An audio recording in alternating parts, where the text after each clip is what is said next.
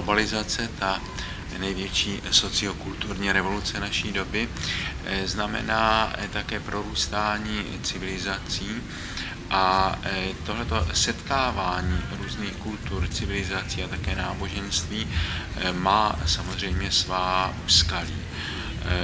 To první úskalí je nebezpečí předsudků, stereotypů, demonizace těch druhých, když jsme fundamentalističtí, kdy nejsme schopni se podívat na sebe očima těch druhých a kdy toho druhého, jiného používáme především jako určitého projekčního plátna, na které si promítáme své vlastní stinné stránky. Tohle je mechanismus, na který upozornila hlubinná psychologie, že často lidé jako jednotlivci, ale někdy i jako kultury, tu svoji vlastní stinnou stránku, to, co sami si nejsou ochotní o sobě přiznat a vzít na sebe, tak to promítají na ty druhé a tam se s tím teprve porvou.